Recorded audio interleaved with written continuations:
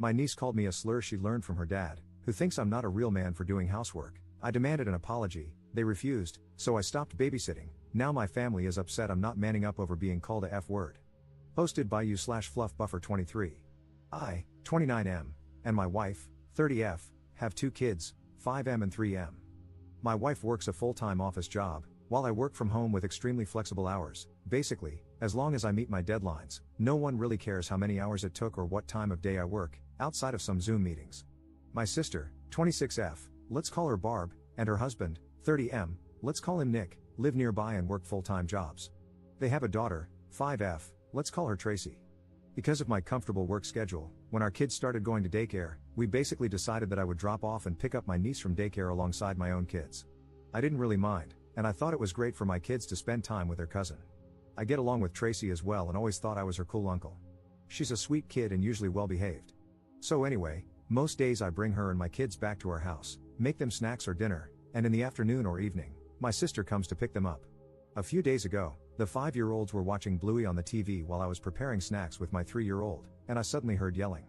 I rushed over to see what was happening, and my son was yelling at Tracy, "My dad's not a girl," while my niece yelled back, he's a F-word. That's like a girl. The word is different in my language, but the meaning holds, as does the distinction between using it versus simply addressing a gay person. I was kind of in shock at first, but I turned off the TV and sat her down to explain that this is a very bad word and we shouldn't call people that. I also explained that, regardless, I'm not a girl. Because this is a bad word, I told her she should apologize to me because we don't act mean to each other in this family, and that if I hear it again, I'm going to talk to her parents, and she'll get in trouble. She said she wouldn't get in trouble because that's what her dad called me, and he's not in trouble. I was stunned. I told her that regardless of what her dad said, it's a very bad word and she's not to use it with me or in my presence, and that she should apologize regardless because it hurt my feelings. She did apologize because she's a really good kid. We talked some more, and I prodded her about other things her parents said. From what I gathered, getting info out of a 5-year-old being obviously a difficult and unreliable process, Nick, my brother-in-law, told my sister in Tracy's presence that men shouldn't be sitting at home all day doing childcare, that cooking is a woman's duty, as is cleaning, and really most of the things I do around my house. He said I'm a girl. I interpret this as not really a man, because I do housework and my wife earns more money than I do.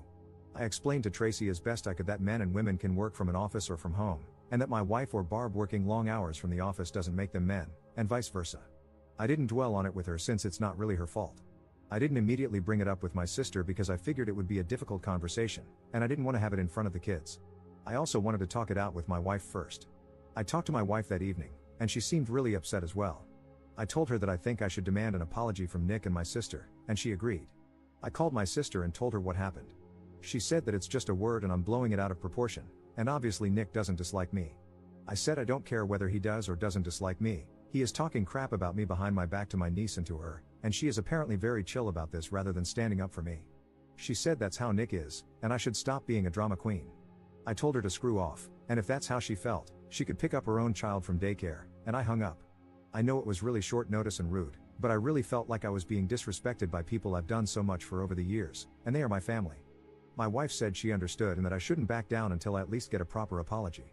The next 2 days were a weekend, and there was no daycare. I assumed there would be calls or texts from Barb, but there was nothing. In fact, the suspicious lack of messages or calls made me think she didn't take my words seriously, which actually made me angrier. The calls did come when it was time to pick up Tracy for daycare, and I, obviously, didn't come. I dropped my own kids off and didn't even answer for a while. I know it was petty, but I had been stewing for 2 days and figured letting Barb stew for a few hours seemed really appropriate and felt really good. Around noon, when she called again, I did pick up. I was going to smugly tell her that I was ready for my apology and we could put it behind us, but I didn't get the chance. Instead, she went off on me about how I was irresponsible and flaked, and she was so late for work because of me. I told her, "I told you I wasn't going to pick her up. You had 2 days to make arrangements." She kept yelling at me, so I hung up again. She kept calling and sending texts about picking Tracy up from daycare, to which I said I would not, then stopped replying. When I came to pick my kids up, Tracy expected me to take her as well. I didn't, which was really rough on both of us. I know it's not her fault, she's 5, and she suddenly doesn't get to come over to our place to play and have snacks, but at the same time, I didn't want to just let this thing go. I felt like I deserved an apology, and still do, so I explained that her mom and I were fighting, but I would pick her up again when we worked it out. She obviously didn't take it well, because she's 5, but I apologized, took my kids, and left. A bit later, I got a call from my mom. Barb roped her into picking up Tracy, but my mom is disabled, so she was having a really hard time with Tracy. She asked me why I was being mean to Barb. I told her everything, expecting her to take my side, but instead, she also pulled a "you know how Nick is." I replied that the more I realize how Nick is, the less I like it, and if he thinks all this crap in general and about me specifically, I sure as hell am not going to be doing free labor for him. She said I was blowing this all out of proportion, and I told her I wasn't the one doing it, because all I asked for was an effing apology, and everyone else seemed to prefer all this drama over just giving it to me. She said I should just be the bigger man and not let it get to me. I told her I was done and to have fun with Tracy. That evening, I got a call from Nick himself, which I hesitated to answer, but I chose to on the off chance that I was actually about to get an apology. Nope. Apparently, my behavior is causing Barb great distress, and he wanted to know how I could do this to my own sister. I told him that since we're family, how could he talk crap about me to his kid, whom I take care of daily? He said he was only joking and it was all in good fun. I told him it was neither good nor fun for me, and I wanted my apology. He blew up on me, telling me I was a F word and couldn't take a joke, and called me a hysterical little girl. I told him to screw off, that I was done with him, and hung up. This led to a bunch of calls from Barb and my mom, which I didn't answer. Barb texted me that it wasn't fair for Tracy to pay the price for me being petty, and I told her it wasn't fair for Tracy to pay the price for her parents being ungrateful pieces of crap. She yelled at me about how she was going to lose her job and I was being cruel to her and to mom. I told her I was done, and unless her next message was an apology, I would block her number. It wasn't, so I blocked her. For the past few days, my mom has been picking up Tracy, and it's been really rough seeing her in daycare and explaining that grandma's going to pick her up, which she hates. She tells me she isn't having fun with grandma and wants to come over to our place, and it's breaking my heart. But at the same time, I've never received a single apology from anyone but the 5-year-old, and I feel like letting this go would be telling my family that it's okay to ignore my boundaries. At the same time, I love my niece, and I don't want to traumatize her or have her resent me. She is a good kid, and none of this is her fault. What do I do? Edit. Holy crap, you guys. The post has barely been up for 4 hours, and I'm already so grateful for all your support and advice. The idea of Nick actually wanting Barb to quit her job is not something I had considered, but now I think it might actually have some merit, and it makes me very worried for her. At the same time, I can't really do much until she at least acknowledges that that's just how Nick is, so stop overreacting isn't going to fly with me. I also assume it's only a matter of time before my mom is no longer an option. She's already struggling, so I hope I get a chance to talk to Barb about it, ideally because she sees my point of view, but I'll settle for her being desperate. I don't know what sort of childcare they'll be able to afford. They took out a large mortgage on a house they can barely afford. I will also make sure to emphasize to Tracy that I love her and none of this is her fault. Thank you all. Update 1 day later. Alright, so I posted this yesterday and was genuinely overwhelmed by the comments, advice, and support. I'd like to thank everyone for it and feel this warrants an update. Just to clarify a few things. My dad died from a heart attack 2 years ago, which came as no surprise because he smoked a lot and lived a pretty unhealthy life. It wasn't his first heart attack either. He was a great grandpa and a great dad, right up to the end. But his death left my mom alone, and she doesn't work. My mom has multiple sclerosis, which is mostly steady but slowly gets worse over time and flares up occasionally. It's made worse by stress, which my mom is dealing with now. A flare-up often means she doesn't quite get back to the level she was at before, so we mostly try to keep her stress-free. My dad had life insurance, so her house is paid off, and she has a little money. However, there's also a caretaker who comes over 3 times a week to clean, cook, shop, etc., which she can't afford, so my wife and I pay for it. As I mentioned in a comment on the original post, my wife and I are probably doing better financially than Barb and Nick. They have a fancy house and fancy cars, but they also have a mortgage and loans. The great response I got made me think about all this again. I thought about how I could stand my ground without giving up on Tracy altogether and realized there was no perfect solution. I had to settle on something. I took the day off work because I just needed to process and deal with everything. One comment on the original post really got to me, about how someone in Tracy's place would feel, and I just can't do that to her now. I know this isn't the update some of you wanted, but I just can't. I love her like she's one of my own, and my kids do as well. It's not her fault. I unblocked my sister because, obviously, if I'm going to be interacting with her child, she needs to be able to reach me. I talked to my mom during the day, and she was, again, distraught about having to pick Tracy up, which is pretty hard on her. I told her I was willing to do it, but I was coming over and she'd have to hear me out. She agreed. I talked to her for a long time, avoiding snark and lashing out this time, and just explained that how serious Nick was, or how he is, doesn't matter. I used the rocking the boat analogy someone linked to in the comments and further stressed my point by saying that it shouldn't matter if I was justified or not in getting upset. I'm her child, and if something upset me, it at least warrants giving me the benefit of the doubt before siding against me. Eventually, it seemed to sink in.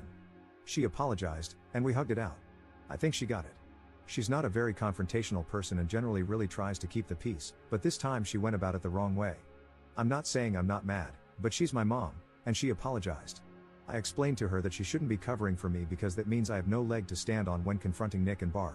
She was receptive to this. I texted my sister that we needed to talk, and I'd drop Tracy off at their place tonight, to which I got a stoic thumbs up. I picked Tracy up from daycare today, and she was overjoyed. She was actually a little possessive of me, staying by my side all afternoon instead of running off to play. It was cute but also made me feel bad because that's the impact of me not picking her up. I explained to her as best I could that she's not in trouble. I'm not angry with her, but I am angry with her parents and we need to work that out. I promised to do my best not to stop picking her up again, which made her really happy. I dropped her off in the evening, and once she was in bed, I sat down to talk with Barb and Nick. I told them flat out that mom wasn't going to be covering for them anymore, and if they didn't let me finish what I had to say, I'd get up and leave, and they could find new arrangements for Tracy. I didn't mean it, but they didn't need to know that. They weren't happy, but they were willing to listen, so that's progress, or at least the threat worked. I explained that this was the situation now. I don't need them to mean their apology, but I sure as hell was going to need one. This was about principle now. I've spent years taking care of their child, and if they wanted to be pricks, I wasn't going to do it for free. So this is how it goes now. 1. I am no longer going to be dropping her off in the mornings until further notice. There was no excuse for the way Nick acted, and it needs to have some lasting impact. 2. I'm no longer going to be paying for family outings and vacations. It's a man's job to support his family, so good luck with that. The exception is Tracy, she is always welcome. 3. If I hear any more BS being talked about me behind my back, I'm going to start charging them for my services. My plan was to dangle the thing they want, childcare. Restore it, but at the same time enforce some repercussions and the threat of things getting hard for them again.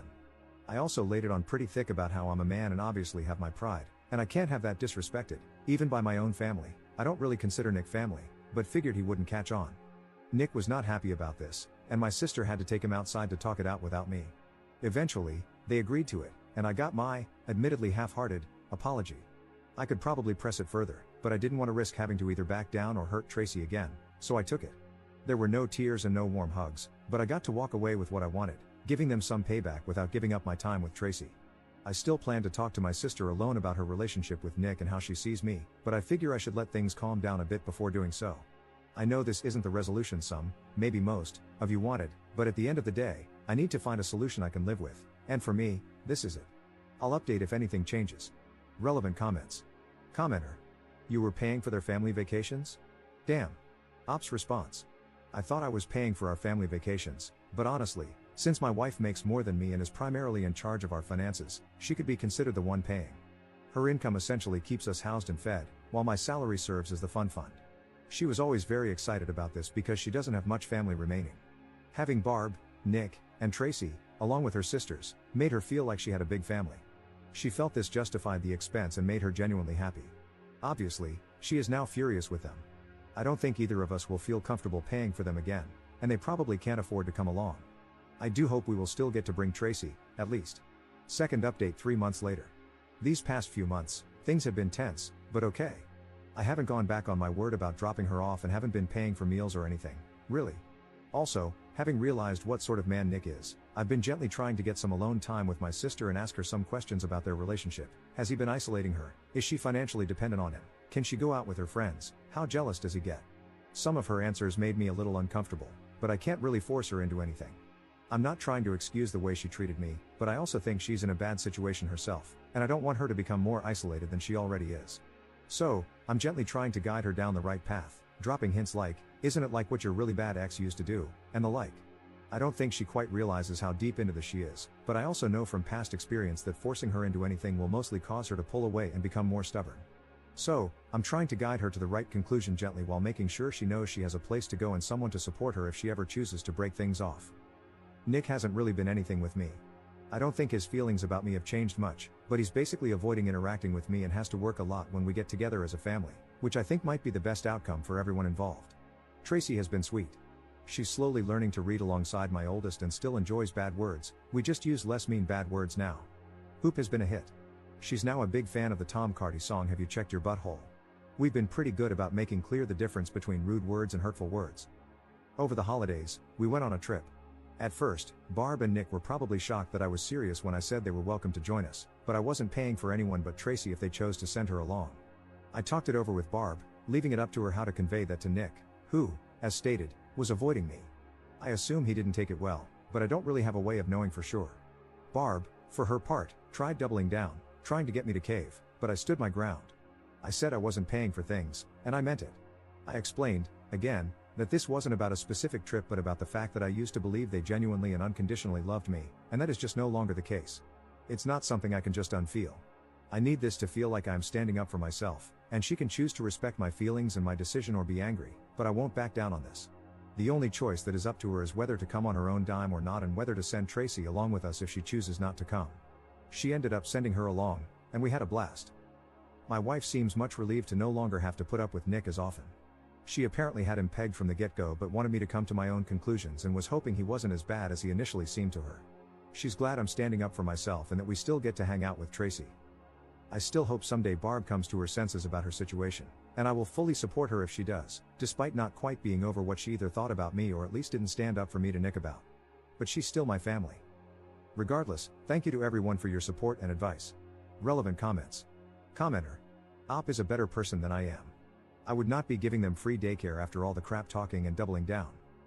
Nick is a real piece of work. On one hand, he's challenging Op's manliness, on the other hand, he's accepting free daycare and vacations from a man he doesn't respect because he has overextended himself with a big house and fancy cars. Commenter 2. I don't know. I mean, Op loves this little girl and knows she is otherwise not well taken care of. He saw her every day that she wasn't with him because he still picked up his own kids and watched this little baby break down daily because of how much she loves and misses him. That's heartbreaking. I do think I would try to be there for my niece as much as possible, especially if I believed her parents were a bad influence and knew she was otherwise not well cared for.